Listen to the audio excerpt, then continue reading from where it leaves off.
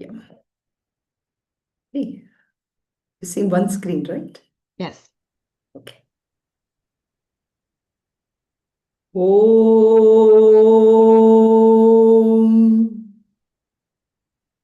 Om.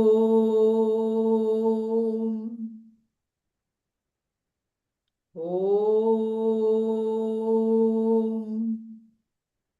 Om Sahana Vavatu Sahanau Bhunaktu Sahaviryam Karavavahai Tejasvinavadhitamastu Mavit Vishavahai. Om Shanti Shanti Shanti.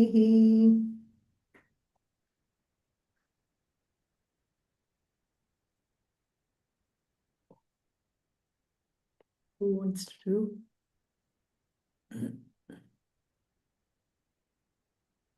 ॐ पार्थाय प्रतिबोधितां भगवता नारायणेन स्वयं व्यासेन ग्रथितां पुराणमुनिना मध्ये महाभारतम् अद्वैतामृतवर्षिणीं भगवतीं हस्तादसाध्यायिनीम् अम्ब त्वामनुसन्ददामि भगवद्गीते भवद्वेषिणीम्.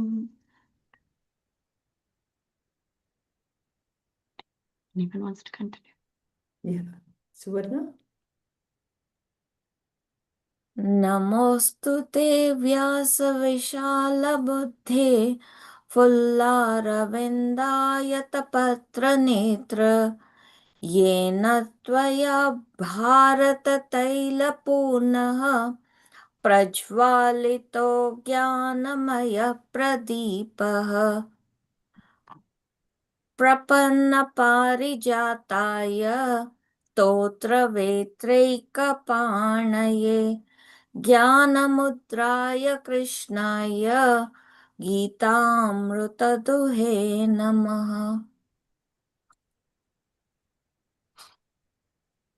वसुदेवसुतं देवं तं च शाणूरमर्दनं देवकी परमानन्दं कृष्णं वन्दे जगद्गुरुम् सर्वधर्मान् परित्यज्य मामेकं शरणं व्रज अहं त्वा सर्वपापेभ्यो मोचयिष्यामि मा कषः।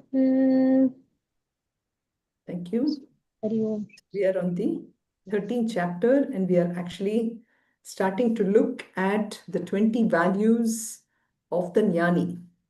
So as we have discussed, when we think about knowledge, typically we think that knowledge is something which is there in books, and knowledge is something that I have to go to the library and assimilate some concept or something.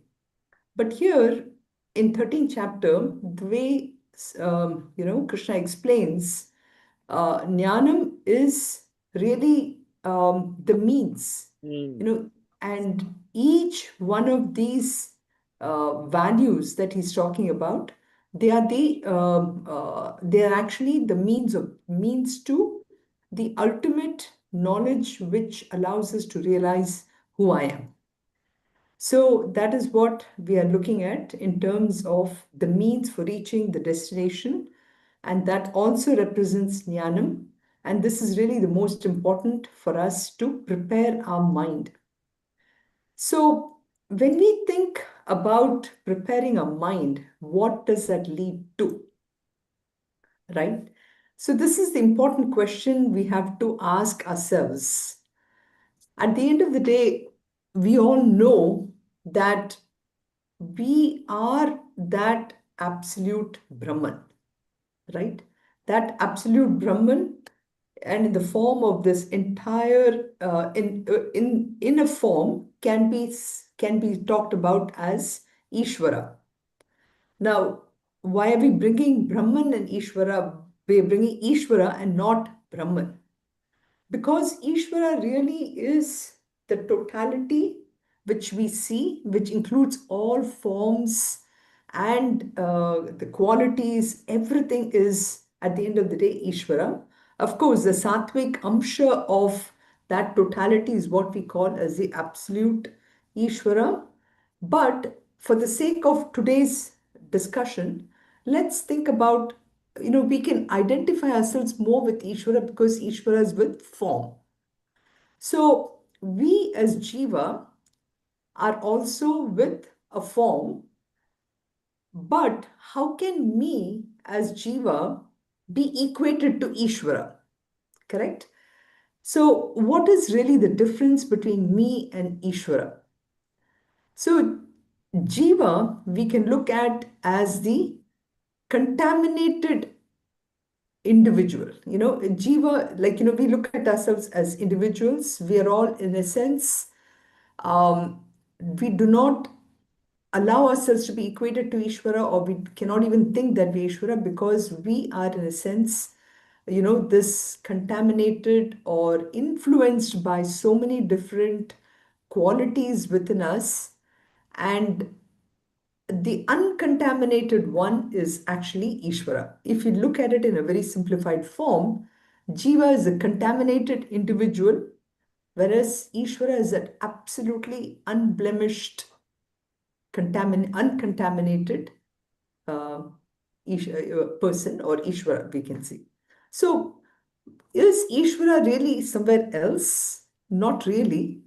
Ishvara is actually within me itself. So there is, in its pure form, within myself, is that Ishvara, but I'm not able to equate myself as Ishvara because I feel I am actually contaminated by this. So Krishna then says, what is it that is going to make us within ourselves move ourselves from this jivatva, if you wish to say it, to the Ishvaratva. So that journey of jivatva to Ishvaratva is actually called as jnanam. Okay? That is jnanam. So that is the knowledge, and that journey from the jivatva to Ishvaratva is actually the what we saw out here, which is the purity of mind. So we need to prepare the mind, which at the moment is contaminated, and that is the one which needs to be purified. And that is the one where the purification, which is, the so-called, I would say, dirt has to be removed. It's like this, you know, when um, when we take raw gold, okay, when we take the raw gold, it is actually not really that brilliant as when I take it to form an ornament, right? Pure gold is actually clean, brilliant. It's very bright. But in its contaminated form, it is not at all brilliant. So I have to go through certain process of cleansing to remove the dirt in order to get that purity out of it, right? So too, I mean, if I look at a marble, just a piece of marble lying in somewhere, if I have to really bring the Lord Krishna out of that marble, I have to chisel away a lot of these things, which and need to put in the great, or I need to chisel away all the imperfections to bring the perfection within myself, right? Only then slowly and slowly I can actually take this sort of uneven, shapeless marble rock and then shape it into this beautiful form of Lord Krishna. Right? So this is the process of removing the unwanted forms which needs us from taking the Jiva to Ishvaratva. And this is why we call this as the 20 values, which I have just put 5 of them out here because that is where we have progressed so far. I don't know, fortunately or unfortunately, we've gone really slow, and I think it's all my fault. I've been taking it really slow here. But I think it is the 20 values which is really the thing that we need to imbibe within ourselves to on this chiseling away aspect of it and putting these values. So now, does that mean, I have a lot of work to do? And, work in the sense like work, do I need to do a lot of, like going to the temple every day, having a ritual, doing japas, doing all this and all this? Only when I do all that, am I really going to get it? Not really. So, what is it is nothing but an attitudinal change, That's why I'm putting out here is, all these values, when I have it, that can actually take me in this journey of Jiva to Ishvara. Okay. So it is a 20 attitudinal changes. It's just a change in attitude which I need to do, for which this 20 values have been given. And this is why we call this as the values which I need to really look at it in order for me to, first of all, fit myself. I mean, that is what we talked about before too, is I need these 20 values, first of all, to fit myself in this world, you know why am I having so many problems, or why do I go through notions in my mind that, he said that, she said that, or why are they behaving like this? All this, all this is because, and sometimes I think, the world, why are they not smiling at me? All this is nothing but this change in attitude that I need to have to fit in this world, and then also go beyond this world. Going beyond doesn't mean, of course, flying away or going out to somewhere out in the heaven or something. Because in Hinduism, we always feel heaven is not something up there, even though we use these words up there, okay, he has gone up there, or, my father in heaven, or whatever, we use this kind of, but actually, heaven is right here. And this attitude is the one which actually will help us to again change to this Jiva to Ishvara. So that is why these 20 values are given. And we saw these are the 20 values we're going through. Hopefully, we'll be able to come up to Arjavam. Let us see. And so we are at this bottom thing here. We are being accommodative, which is actually Shanti, which we will be looking at. We did this Amanatvam, Adambitvam, Ahimsa, we finished, and we'll be moving on. So we did all this Amanatvam. I didn't remove any of these shlokas out here, but then the point about it is that it has direct implication on all the things that we are doing today, which is, especially this areas of social media we talked about, the self-admiration, more and more a society, because of, what should I say, the aloneness which we are facing, where we are, not going out too much, speaking out, we're doing most of this using an inert object instead of a human being to text and all that. We are getting into more and more some of these simple things as amanitvam and adhambitvam and everything. So we did that, and we also looked at a case study. Then adhambitvam, we said, is this pretension, damba. Damba means pretending to be what I'm not. And here we looked at adhambitvam. We said what causes adhambitvam, and then how adhambitvam actually brings in a lot of tension and requires a memory. The reason we bring memory is I always have to remember, okay, if I met Suvarna and I told Suvarna that I'm an astrologer, then when I meet Jayashri, I have to remember what did I tell her that I'm a doctor, So these things, so adhambitvam is really a big problem. But then we talked about this. Then ahimsa. Ahimsa, we said non-violence. And here, this 8 things is basically what I wanted to say last time is himsa means really injury in a very broad sense of the term. But then there are 5 kind of afflictions in the Yoga Sutra, which talks about ignorance, arrogance, desire, hatred, and death. But himsa, through himsa, we kind of cause all these things to people. So whenever we cause any of these kind of afflictions or klesha, as they say in Yoga Sutra, we are actually injuring that person.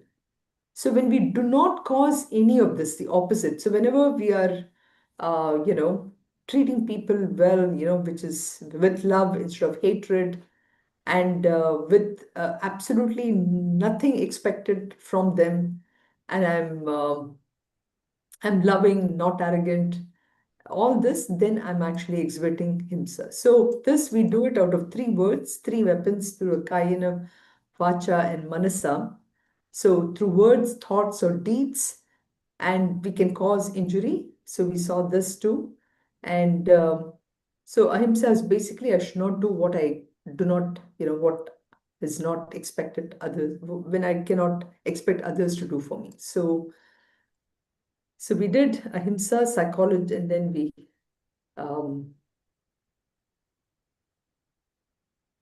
so now we come to Kshanti.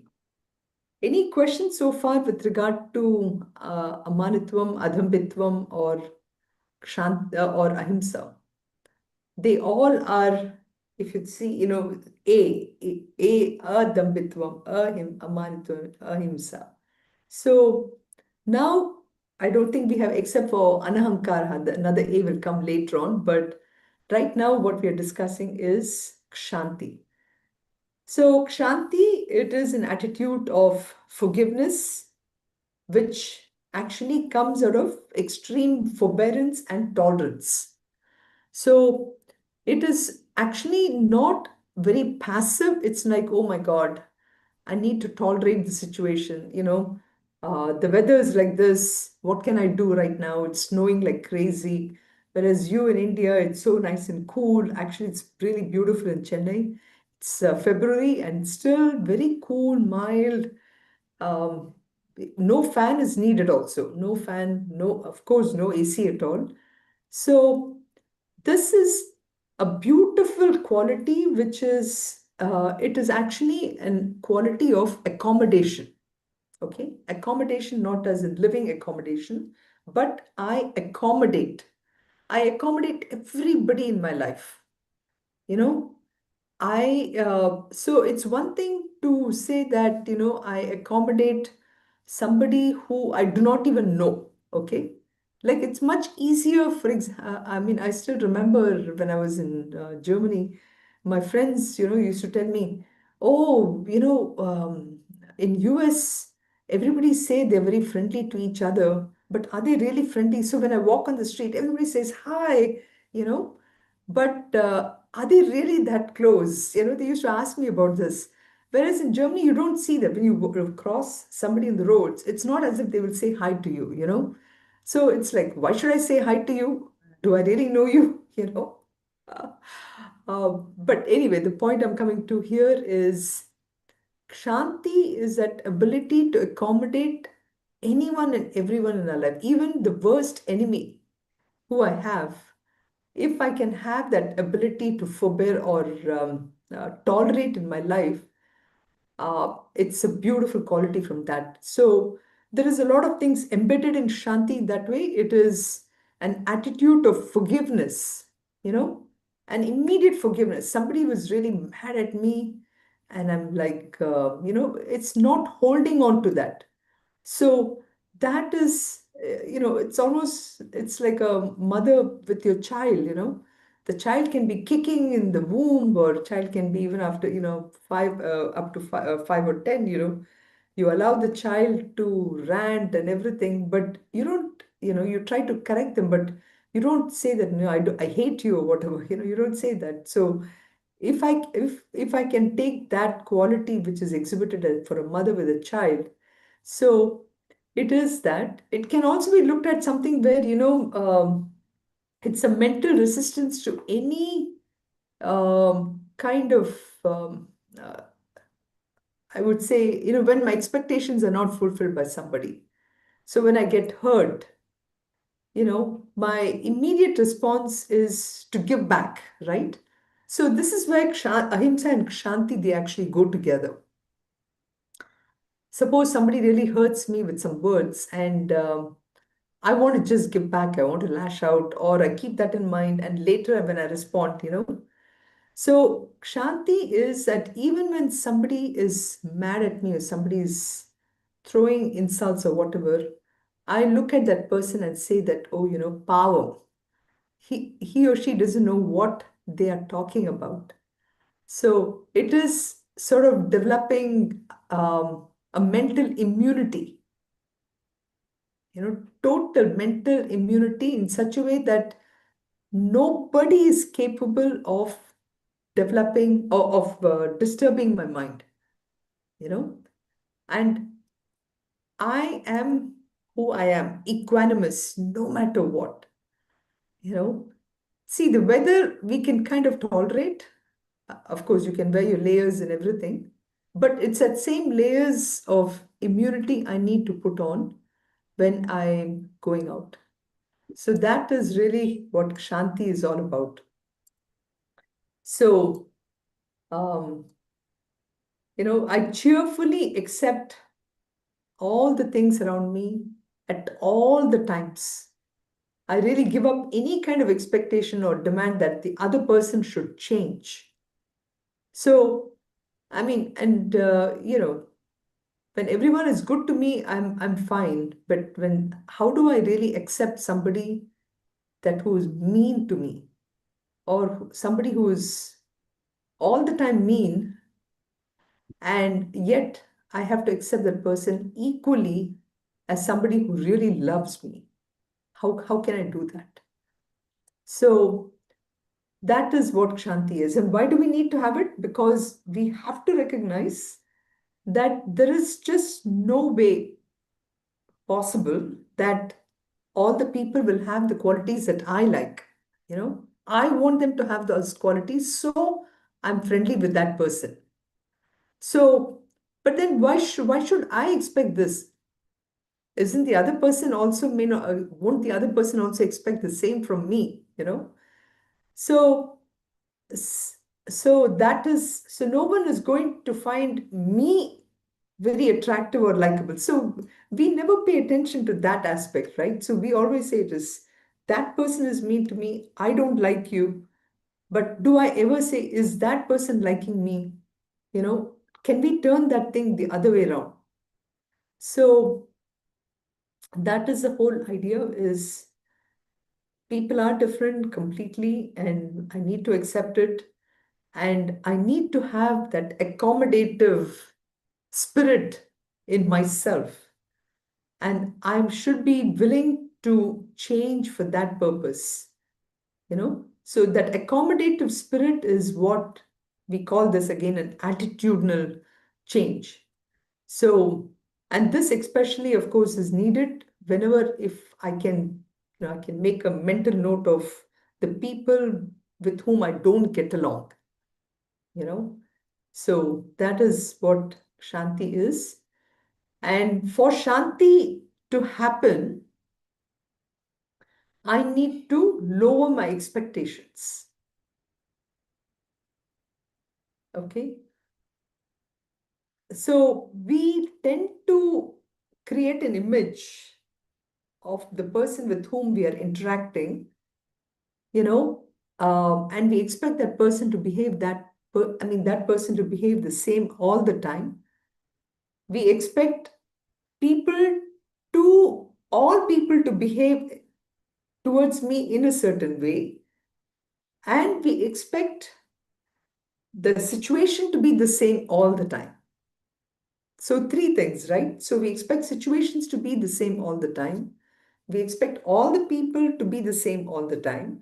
Or no, we expect all people to be the same, and we expect this one person to be the same all the time. So that's our expectation, right?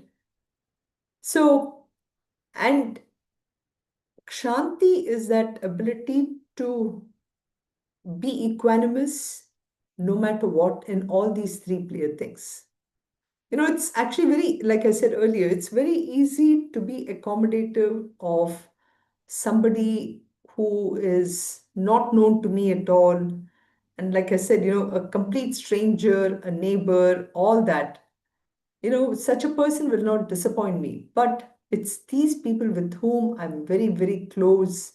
They are the people who can actually this one. So my expectations have to be really minimal and accommodate such a person. Now, when somebody really disturbs me, now the question is, let's assume that there is somebody who is coming into my life and they are causing issues and everything. How do I really respond to such a person? Okay. Do I respond to the action? Somebody who is mean to me, somebody who is, it could be simple as, in US, somebody came and dumped all the snow into my yard. Okay. This happens, especially this time when you've had so much of snow. Some people are very careful not to dump the snow on the opposite side of the house. But sometimes it happens. What do I do? Do I respond by dumping the snow back onto that person? That's easy to do, right? That'll get my anger out of the system immediately. No, I don't do that. I have this attitude, I developed this attitude of Shanti, where I say that, that person is as important as I am in this big world of what I live in, and I try to be accommodative. So I do not respond to the action, but I respond in a way. Sometimes we use this thing, do I respond to the action or do I respond to the person? Here, I do not respond action by a reaction by this, but I respond to the fact that this person is also equally important as I am. And, by mistake, that person has done it. Let me just accommodate him and I stay calm and I take care of it. So that is what Shanti is about. Now, Shanti is actually very important also in our actions because we tend to be very mechanical people. Okay. What we do and say are not aligned to each other. And of course, that is coming up soon. It's the next value called Arjavam. But in this case, we are so habituated, with certain ways in which we do things. And this habituation happens due to many reasons, due to our own family, of course. First of all, family, uh, we grow up in a certain way where we are told that, um, this is how you treat some people or whatever, or you see somebody in the family treating that way, we tend to also so we learn that sometimes from when we are young through our family. Of course, it can be argued saying that, did the family teach you this way or you were that way, and so you imbibe those values, right? So it could be that. So there are many reasons why we work in a mechanical or in an autopilot mode. So this quality of Shanti forces us to be alert every single day. So our actions are not are mechanical, but it's more deliberate. So it is not a sort of what should I say, a conditioned response, which is borrowed from previous experience. Like for example, with our own people close to us, we have a certain view on how the other person is going to react. So automatically my response becomes a certain way, right? So it is not that kind of a conditioned response, but it is something where I'm really trying to actively say that even that person is like me and I need to be completely alert. So it forces a certain level of alertness every single day. And this is one beautiful way in which, I really believe that we can avoid this mechanical behavior in us. Every day is a new day. Every day I'm meeting people for the first time. You know, I get into that aspect where I'm now accommodating a new person in my life, even though the person has been in my life every day. But I get up in the morning and say that, I'm meeting a new situation. So that is what Shanti allows us to be here. So that is why Shanti and Ahimsa, we call this as they work together, because on one hand, if you look at Ahimsa, so a person who practices Ahimsa is a person who never consciously hurts anybody by action, word, or thought, and one who accepts somebody good or bad. So Kshanti is one who accepts a person as they are. Ahimsa is one who never ever hurts anybody by thought, word, or action. So both of them, they go together, and when this goes together, one can really develop great qualities of compassion, forgiveness, all these. So this is why it is called as a saintly value, because and we've seen that in the great saints and Mahatmas whom we encounter in our own lives. They have such infinite capacity for that mercy, and we find that such a person is so accommodative. Such a person is very accommodative. Anybody who goes to them with any kind of a need or a question, they are able to accommodate them and work with them, you know.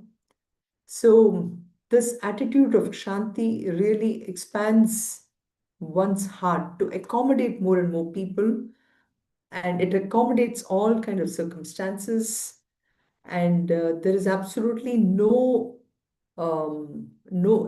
expectations at all, no desires, no demands, and so that is what is Kshanti. So I just want to open it up now on how do you see these values of Ahimsa and Kshanti, and is it something, what do you think, Anant? I know you have something to say. Hari Om. Yeah, again, looking at the example of Mahatma Gandhi, right? Correct. He was always like non-violence, Shanti. Even though the British did everything to irritate him or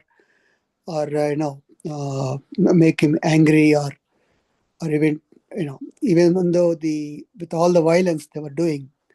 So I mean, he believed in the ahimsa, and then throughout he continued that until we got the freedom. Correct. So these are really, I mean, great qualities, right? I mean, so, and this is where, I mean, he was able to accommodate so many people in his lives. He was able to, so very good example of Kshanti.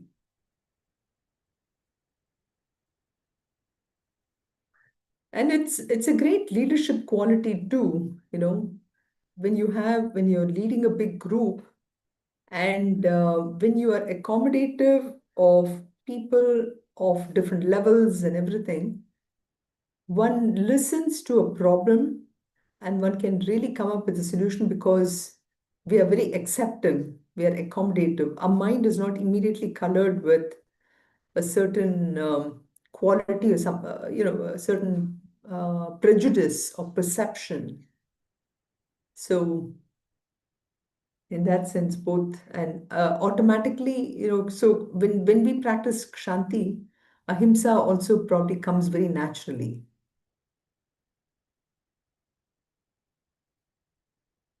Right?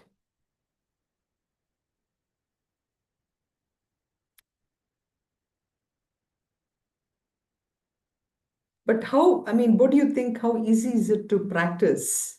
Yeah, just seeing like oneness in diversity kind of a thing.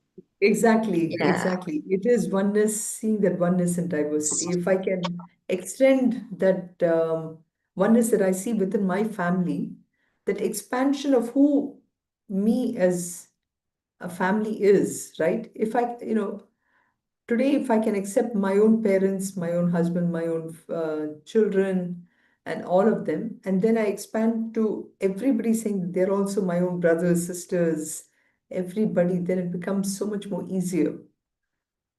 There's no need for any kind of, um, I, I mean, at a high level, of course, here we are in a very difficult situation these days where we Right. are talking about wars and all Mhm. that. But more and Mhm. more of practice of these values and bringing that kind of a culture, it slowly spreads into the culture of the area, the land, and everything, and brings down the tension, you know. So, will it really solve a war? Maybe, maybe not, Mhm.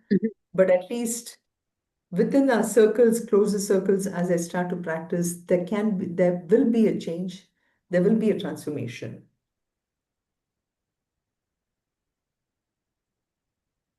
Yeah. So it is, in some ways, it is also Kshanti is connected to Titiksha, which means, so Titiksha basically means, um, endurance, right? Endurance. So, but here it is, endurance or acceptance without resistance of all this. So it can also be thought about as Titiksha. So, and why we need to have this Kshanti is because we know that, again, going to Madhuri's point, there's so much of diversity in this world. How do I accept that diversity? That diversity can cause a lot of issues. And I think I have really control over all my situations, but it doesn't because of the diversity. Everybody thinks differently. There can be a lot of chaos. But in order to do that, also this acceptance of people and acceptance. And that is why this action versus person is an important aspect here. Um, Acceptance will really reduce the amount of anger, reduce the amount of tension, and my mind is then available. Actually, that is also very important. My mind is not cluttered with all these things that I think I should do in order to, get back at the person or whatever. If I accept the person and say that that is that person's mistake, then my mind is actually more alert and active to take a decision, you know. So that is what this acceptance really helps, this quality of Shanti. Understandably, I mean, this is one of the most difficult values also, you know. See, amanitvam, adambitvam are things that is a kind of a cleansing procedure, but Shanti is much more deeper. Um, it's almost like, sometimes I think, you know, it's a root canal procedure, you really have to go deep down and take this dirt from ourselves, which is all these perceptions and prejudices that we have developed.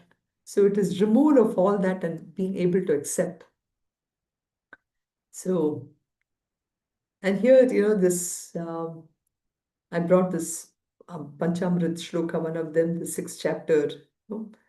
Um, Idea is that Kshanti can be developed only when I lift myself by myself. And why am I doing this? That is, again, looking at this oneness and diversity, which Madhuri said, at the highest level, I am that infinite. I am that Ishvara. I need to understand that.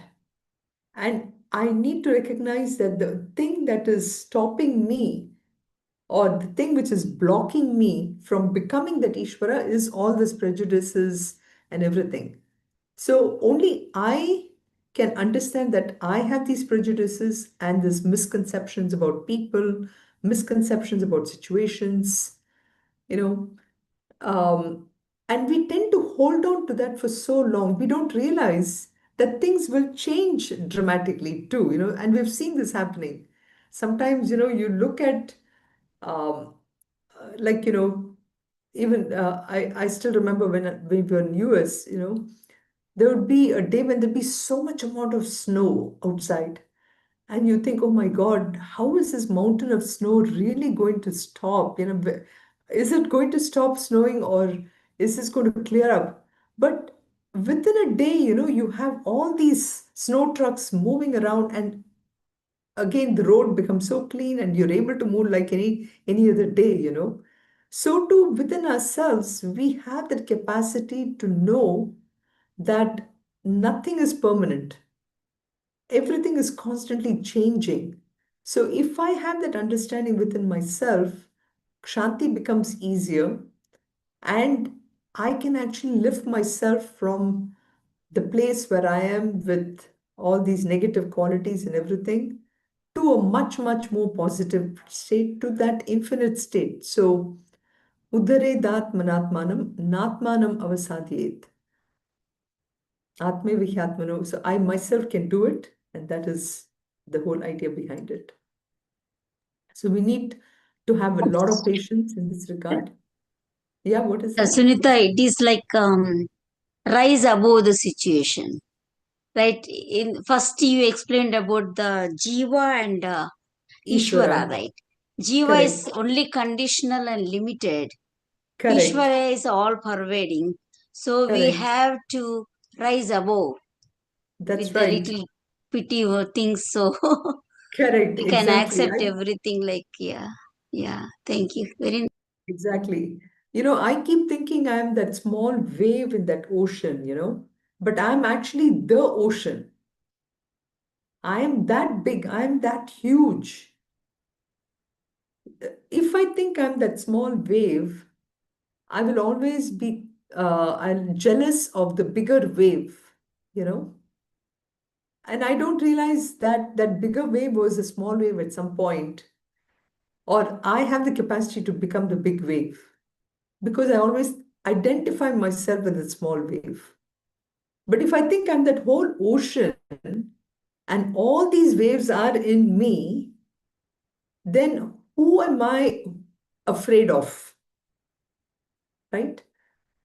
I don't have to be afraid of anybody. So that is Shanti gives us that ability to think at that high level. And for this, of course, I need a lot of patience with my own self. But it is something that every day I need to think about it, that I am capable of going higher. And yeah.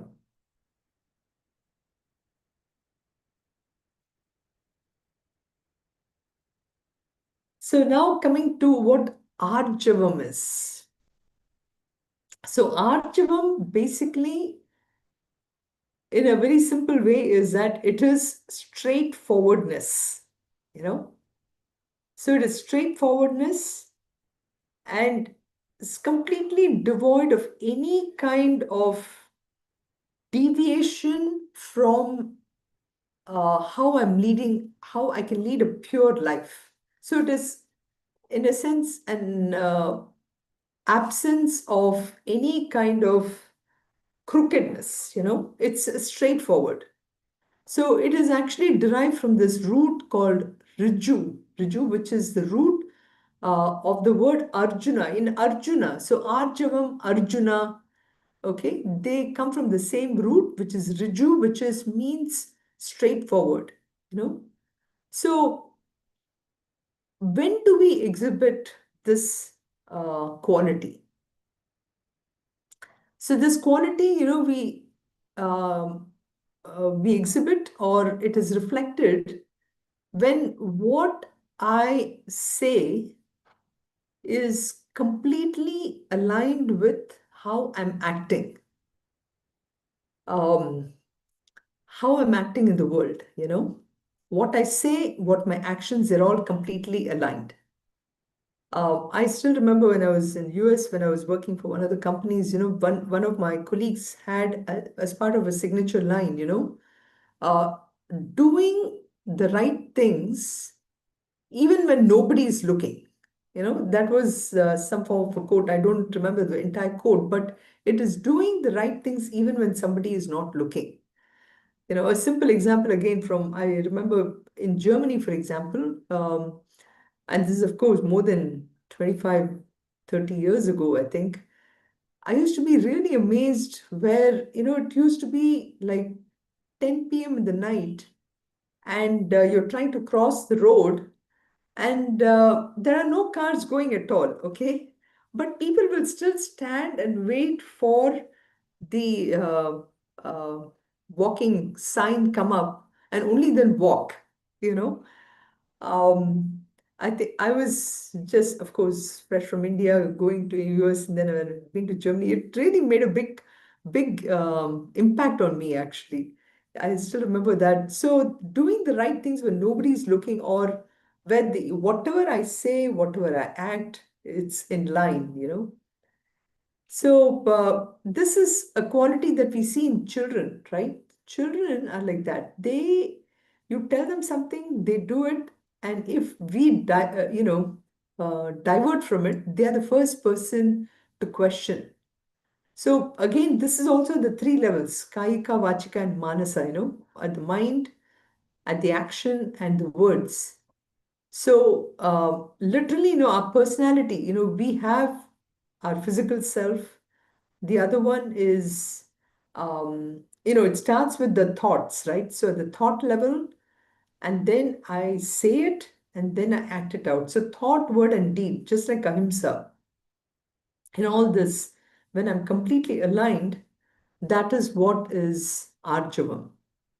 So everything is in order. It's like, again, the orchestra, for example, in an orchestra where all the instruments, they come together and produces one sound.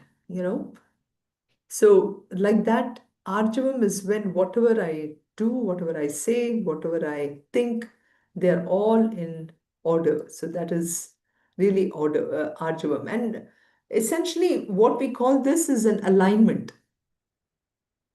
And this alignment is really very, very important.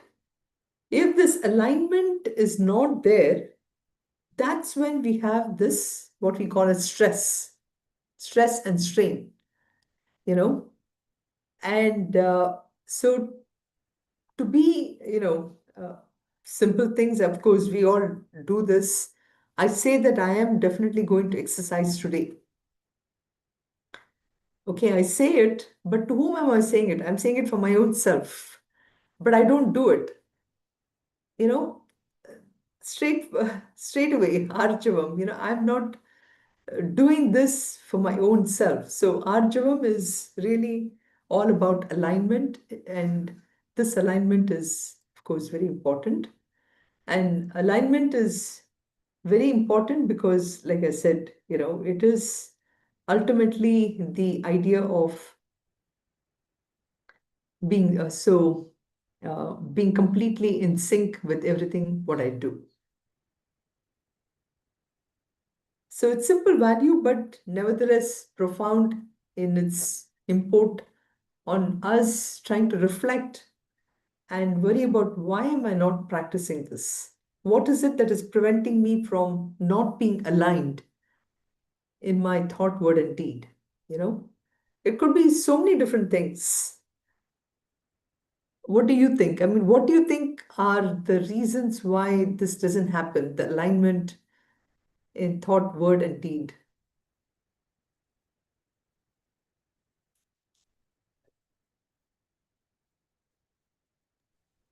Hari Om, a simple Yeah. example, like you just mentioned, I want to exercise. There is the thought, but our action, the body actually exercising is not in alignment with the thought that we should exercise. So it's it's difficult and easy at the same time. If we discipline ourselves, yes, we strive to be straightforward, we strive to be in thought, word, and deed, then it is the easiest thing to do. But we have to be honest with ourselves that we are going to be straightforward with ourselves in all three aspects of life: thought, Right. word, and deed. It cannot be that I'm just using the word straightforwardness, that I'm using it to describe myself. It shouldn't be that. It should be that it should show in all three aspects of Yeah. life. So that's both easy and difficult at the same time. I mean, it is simple. It shows up in simple actions in our life. For example, being on time. Yes, yes, That is clearly a thing of arjavam, Am I on yes, time for everything? Am yes, I finishing my to-do list for the day? yes. Am I mean, being on time is, of course, the best thing that I can think of, Uh, and why is it that we are not able to do this? Is because many times we don't know our priorities. We clutter too many things. Yes. Our to-do list is too huge, and of Never course, ending. never The to-do ending. list Again, is never ending. because of priority, I Yeah. have not prioritized who I am, first of all. What is it that I really want to do? You know, and constantly that leads to that stress and aspect. So that's really huge, I think.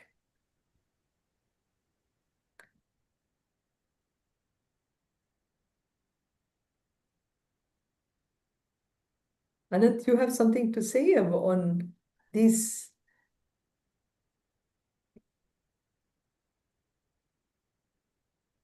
So, but then I really think it's that aspect of. So next, from here on, it's a little more simpler to understand. But these five values are really, ahimsa, arjavam, amaratvam, adambitvam, and kshanti. Huge impact on our own day-to-day lives. And when that is practiced, keeping that highest Vedantic truth um, of the fact that I am that infinite, but today I think I'm this finite jiva. This finite jiva conditioned with all these uh, sort of the opposite qualities of all the five that we talked about, not being straightforward or not being aligned, not being straightforward and not being aligned and not and having these misconceptions of who I am through manitvam and sometimes pretending what I'm not. So all these are the things that are pulling me down and preventing me from realizing my infinitude. And if I can practice those five values from there, it already there's a transformation that happens, and there is a growth and in my personality in who I am. So now we can do this one more value, I think, for a couple of minutes. So the next one is Acharyopasanam. So what is Acharya? Of course, Acharya refers to a teacher, it refers to a learned master, it refers to guru. So this is again a very important quality because it now takes us to that aspect of recognizing or the need for somebody, a mentor in my life. So Acharya basically means someone who collects the essence of the scriptures. I think next week I will put this one definition for Acharya. So just like, a honeybee collects all these nectars from flower, an Acharya is a person who has collected all the essence of the scriptures. So giving respect to such a learned master is called as Acharyopasanam. So Upasana basically means, going close to the teacher. So Acharya Upasanam is giving respect, and we acknowledge the need for a mentor because I recognize there are some things I may not know, because of course we do not know everything. and they're ready to follow a path which has already been set by a great master. And I'm willing to follow that path. So that is what Acharya Upasanam actually means. So we will go through rather quickly the next few. There are 9 values in this first one. We have only covered like 6 of them. We still have Shaucham, and then we have Stairyam, and then we have Atma Vinigraha. So we'll cover these 3 and we'll move on to the next shlokam next week. Okay.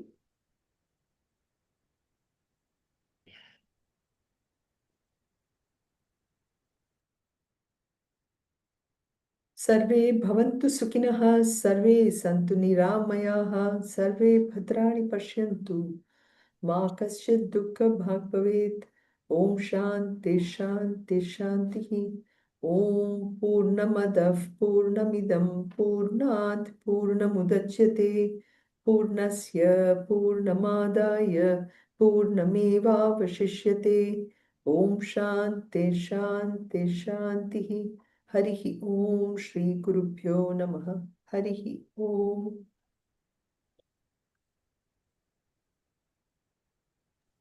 Okay.